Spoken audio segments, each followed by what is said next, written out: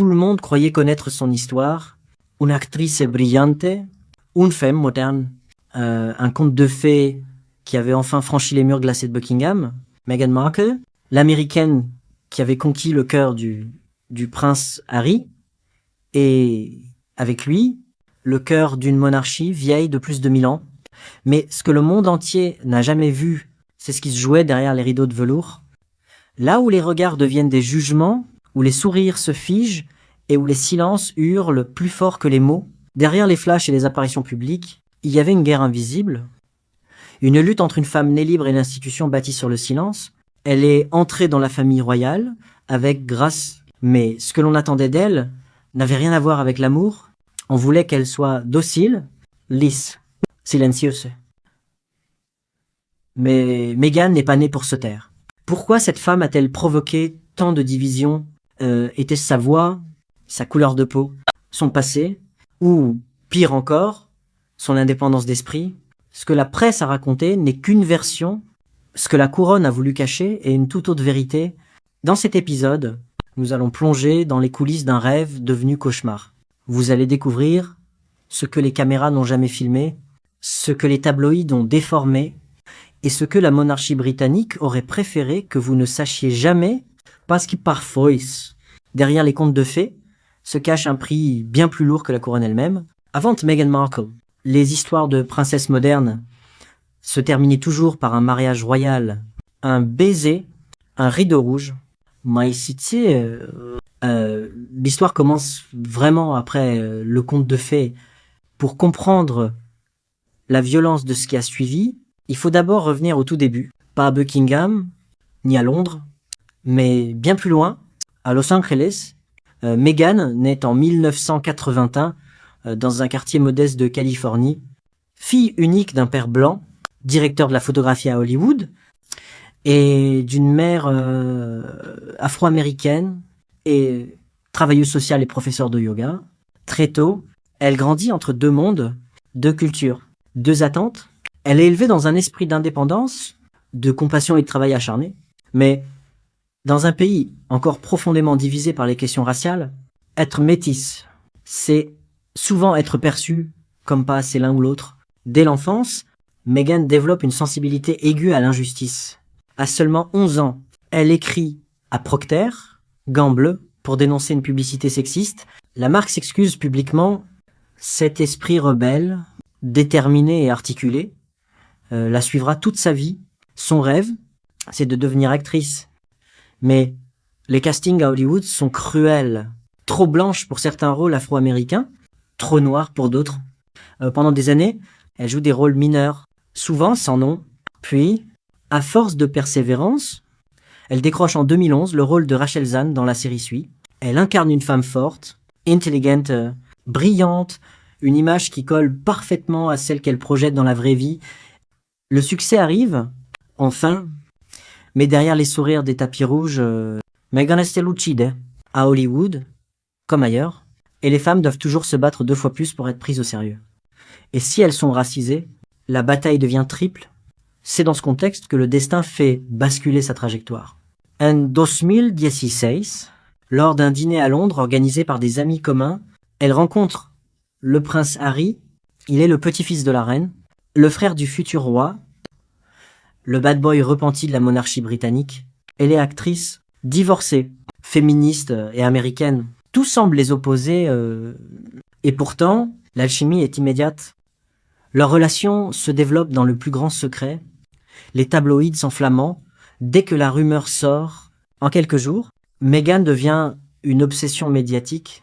Mais très vite, le ton change. Les articles ne parlent plus de son charme ou de sa carrière, mais de ses origines, de son passé douteux, de sa soif de célébrité. On lui reproche tout, sa famille, son divorce, son maquillage, et ses tenues, jusqu'à la manière dont elle serre la main. Le racisme, à peine voilé, commence à prendre toute la place. Pourtant, Harry prend une décision sans précédent. Il publie un communiqué officiel pour dénoncer la violence des médias envers Meghan.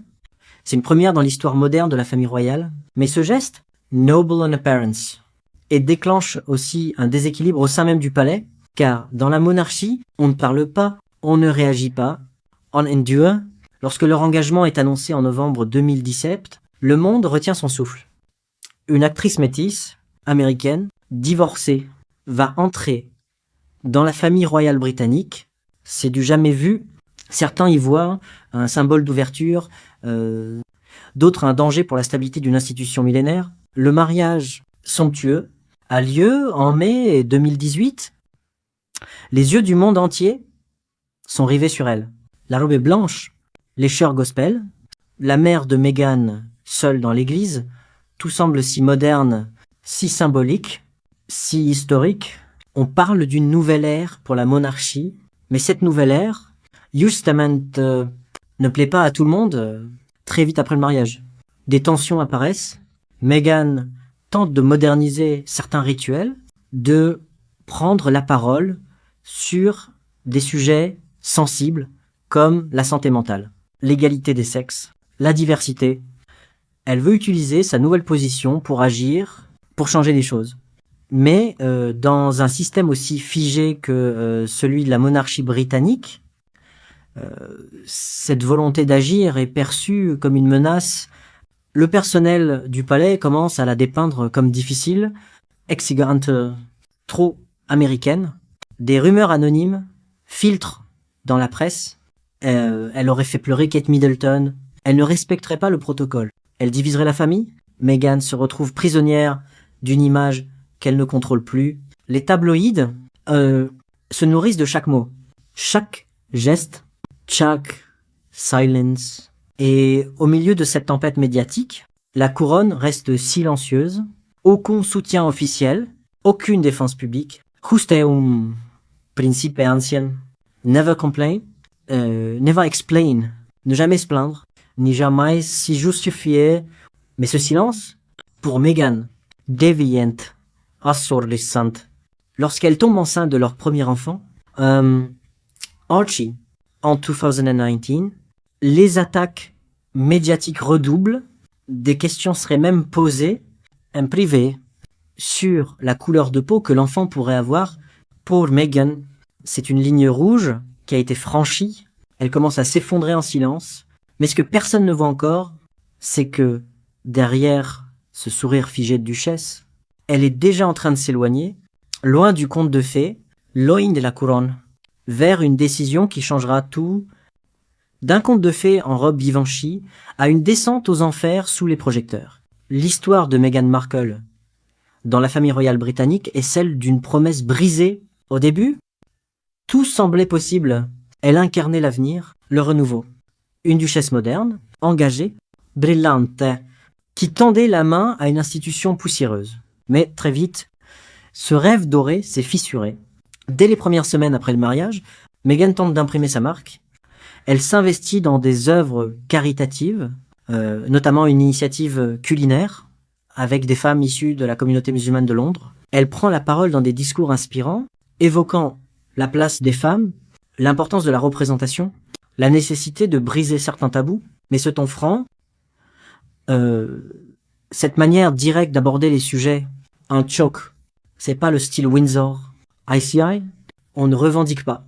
On existe à travers la tradition, à hush close, les premières tensions apparaissent, Meghan veut faire différemment, mais chaque tentative se heurte à une muraille invisible, celle de la hiérarchie, du protocole, de la peur du changement, des décisions pourtant anodines comme porter du noir en dehors du deuil ou envoyer un email à une heure tardive sont interprétées comme des transgressions.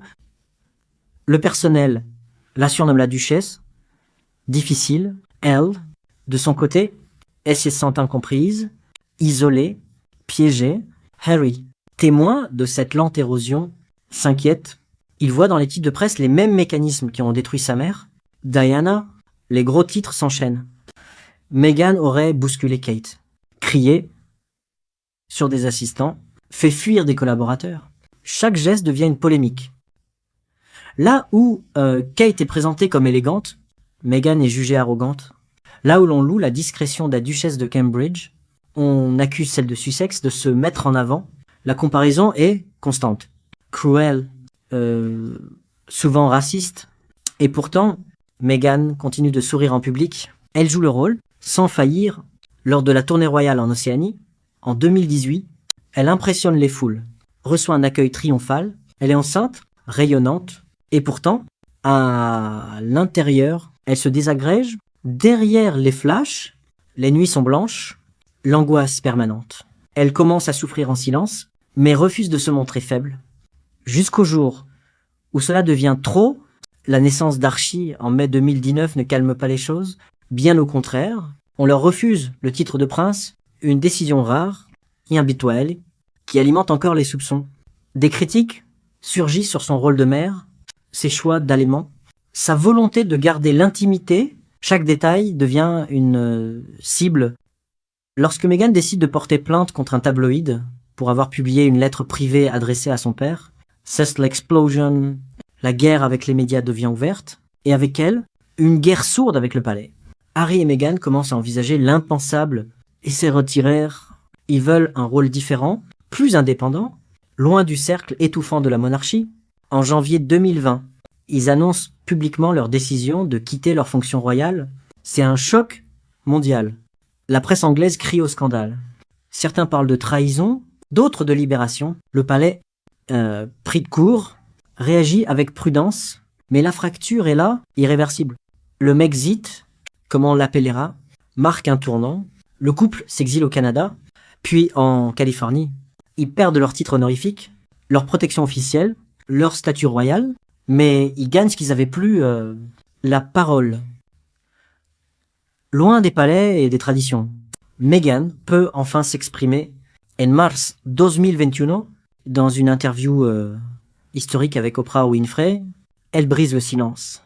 Elle parle du racisme, de la solitude, de la dépression et surtout de cette nuit où elle a envisagé de ne plus exister. Le monde découvre alors une autre réalité, non pas celle des communiqués officiels, mais celle d'une femme brisée par un système implacable. Elle raconte comment on ne lui a pas permis de demander de l'aide, comment personne n'est venu, comment on l'a laissé s'effondrer, et Harry, à ses côtés, avoue sa propre peur, sa colère, pour sa volonté de protéger sa famille, coûte que coûte. Cette confession planétaire divise l'opinion, certains crient au scandale, d'autres au courage. Le palais, fidèle à sa ligne, ne commente presque pas. Mais une chose est certaine, l'image de la monarchie ne sera plus jamais la même. Pour la première fois, une voix venue de l'intérieur en révèle les fissures. Non pas avec violence, mais avec douleur. À partir de ce moment, Meghan devient bien plus qu'une duchesse en exil. Elle devient un symbole, pour certains, celui d'une femme qui a osé dire non à une institution séculaire. Pour d'autres, celui d'une opportuniste qui aurait utilisé la monarchie pour asseoir sa notoriété. Quoi qu'il en soit, elle ne laisse personne indifférent. Elle signe un contrat avec Netflix, crée une fondation, donne des conférences, mais malgré la distance, le poids de ce qu'elle a vécu ne disparaît pas. Chaque apparition publique est scrutée, chaque mot analysé. Elle marche sur un fil entre visibilité et discrétion, entre lutte personnelle et devoir d'exemplarité.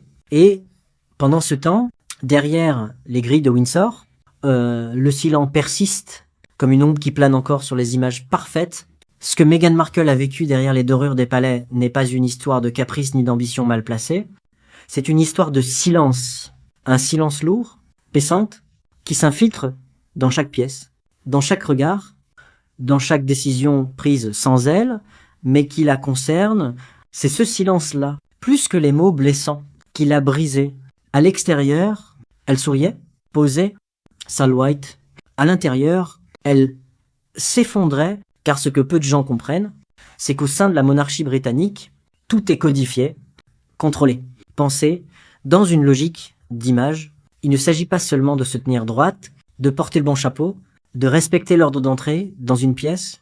Il s'agit de se fondre dans une structure où l'individu s'efface derrière la fonction. Et pour une femme comme Meghan, libre, habituée à exprimer ses idées, à se battre pour des causes, ce système devient une prison dorée. Dès les premiers mois, elle tente de demander de l'aide, elle se sent mal, anxieuse, étrangère, dans un monde où elle ne maîtrise aucun des codes. Elle parle à des assistants, à des membres du cabinet royal, mais on lui répond que cela ne serait pas bon pour l'image. Aller voir un psychologue et si la presse se la prenne. On l'invite à garder le silence. Apprendre sur elle. On lui conseille d'être forte, d'être une bonne duchesse. On la regarde des sombrères, mais on détourne les yeux. La solitude devient totale. Harry, bien craimante, est lui aussi pris dans ce piège. Il est partagé entre son devoir envers la famille et son amour pour Meghan. Il veut leider, leur protéger, mais il ne peut rien faire contre une machine aussi vieille, aussi puissante. À plusieurs reprises, Meghan confiera plus tard qu'elle a eu peur pour sa vie, que la seule chose qui la retenait parfois, c'était l'idée de ne pas faire de mal à Harry. Et puis il y a les non-dits, les remarques à demi-mot, comme cette question. À quel point le bébé sera-t-il foncé que personne ne nie complètement, mais que personne n'endosse non plus. Une phrase lâchée dans l'intimité, mais qui dit tout d'une institution qui, malgré ses prétentions à la modernité, reste ancrée dans un passé colonial. Pour Meghan, cette phrase est une fracture, une révélation brutale de ce qu'on pense vraiment d'elle et de ce que son enfant représente pour cette monarchie. Une anomalie. Elle comprend alors qu'elle ne sera jamais vraiment acceptée, qu'elle pourra sourire, travailler, c'est Reinhold, mais qu'elle restera toujours l'autre, l'étrangère, l'américaine, la divorcée, la femme de couleur.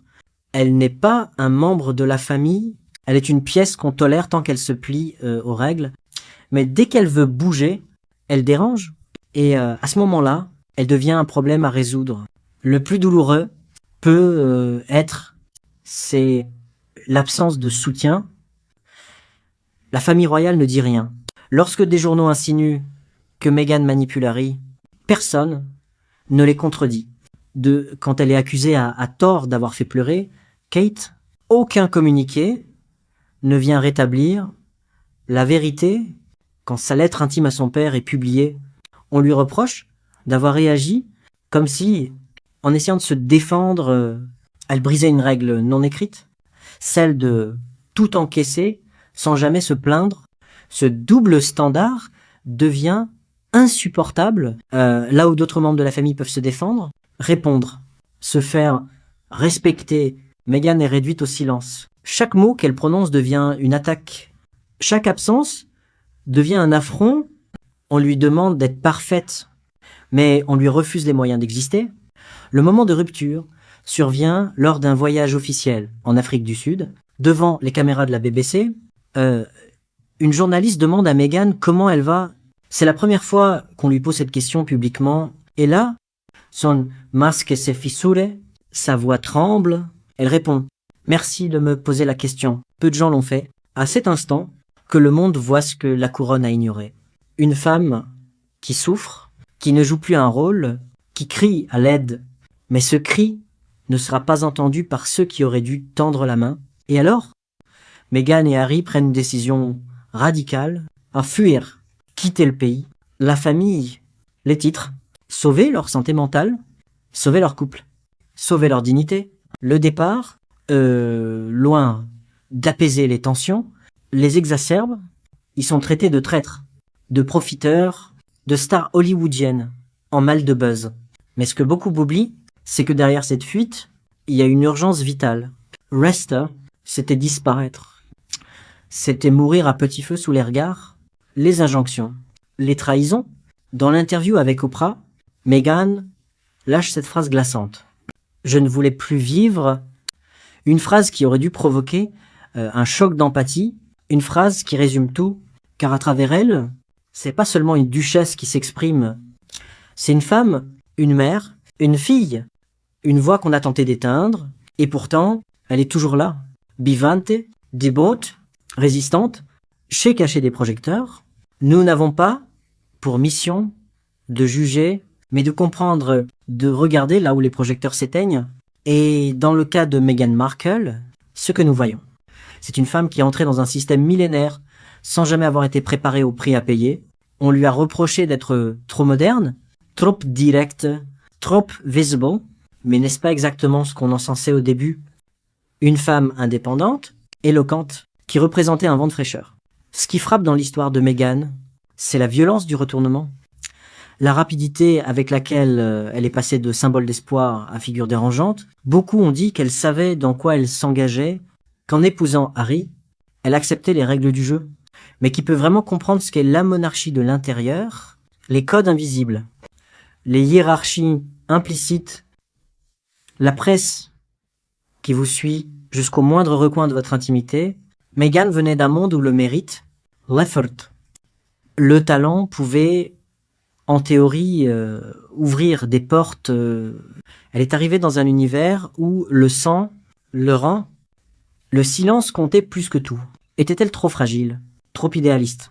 Peut être, mais faut-il être insensible pour survivre à une institution? Doit-on s'effacer pour mériter sa place? Si la monarchie ne laisse aucune place à la différence, à la vulnérabilité, alors quel est son avenir dans une société qui réclame de l'authenticité? D'un autre côté, certains critiques de Meghan soulignent son intelligence médiatique, sa manière de maîtriser le récit, les contrats Netflix, les interviews, les prises de parole très cadrées, tout cela peut donner l'image d'une femme qui sait exactement ce qu'elle fait, mais là encore, faut-il lui reprocher de reprendre le contrôle d'une narration qu'on lui a volée pendant des années? N'est-ce pas une forme de légitime défense? Le plus troublant peut être, c'est le parallèle avec Diana, deux femmes, deux époques, mais une même mécanique, l'enfermement, la surveillance, l'isolement. Diana avait fini par utiliser les médias pour se libérer, Meghan aussi. Et comme Diana, elle a été accusée d'en faire trop, d'être trop dramatique. On connaît la suite. Ce que l'histoire de Meghan Markle révèle, c'est pas seulement un conflit entre une femme et une famille. C'est une fissure profonde dans une institution qui peine à se réinventer, une institution qui veut rester neutre, mais qui, en ne disant rien, prend toujours parti pour le statu quo, qui veut incarner la modernité, tout en excluant ce qu'elle ne comprend pas. Pour nous, Meghan n'est ni une sainte, ni une manipulatrice, elle est un miroir, celui dans lequel la monarchie a refusé de se regarder. Elle a posé les vraies questions sur le racisme, sur le poids du silence, sur la place des femmes, dans les structures de pouvoir, et elle l'a payé cher. Son départ n'est pas un abandon.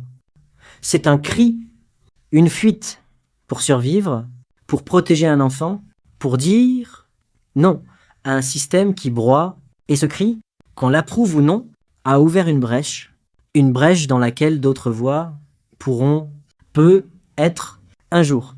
Singo, frère, il y a des histoires qui ne se terminent pas avec un point final, mais avec une virgule. Celle de Meghan Markle en fait partie, loin des palais, des carrosses et des couronnes. Elle vit aujourd'hui une autre vie, une vie sans protocole, sans titre, sans gants blancs, mais aussi sans l'illusion qu'un conte de fées peut survivre à la réalité. Dans les collines ensoleillées de Montecito, elle élève ses enfants, écrit, produit, parle avec sa propre voix, mais que reste-t-il de la jeune femme qui croyait pouvoir changer une institution de l'intérieur? Peut être une douleur sourde, peut être une force qu'elle ne soupçonnait même pas, ou peut être juste un vide, celui laissé par un rêve qu'on a dû abandonner pour survivre. Et nous, spectateurs de cette tragédie moderne, que retenons-nous vraiment? Un mariage royal devenu scandale.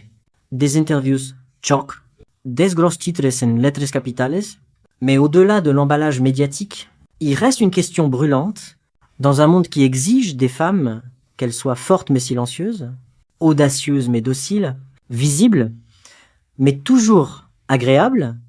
Que se passe-t-il quand l'une d'elles refuse de choisir entre toutes ces injonctions? Meghan Markle n'a pas vaincu la monarchie, elle n'a pas détruit l'institution. Elle s'en est simplement échappée. CE, simple, acté, pour certains, et impardonnable pour d'autres, c'est un acte de survie. Et peut-être que le plus grand drame dans tout cela, c'est que personne ne lui a jamais dit « Bienvenue chez nous » sans condition. Il y a quelque chose de profondément mélancolique à penser que dans ce 21e siècle hyper connecté, où tout semble accessible, il existe encore des murs invisibles que même l'amour ne peut franchir. Alors laissons cette image celle d'une femme en blanc dans une église royale qui sourit au monde sans savoir encore que, quelques années plus tard, elle devra tout quitter pour exister, pas pour être admirée, mais simplement pour être entendue. Et vous, qu'auriez-vous fait à sa place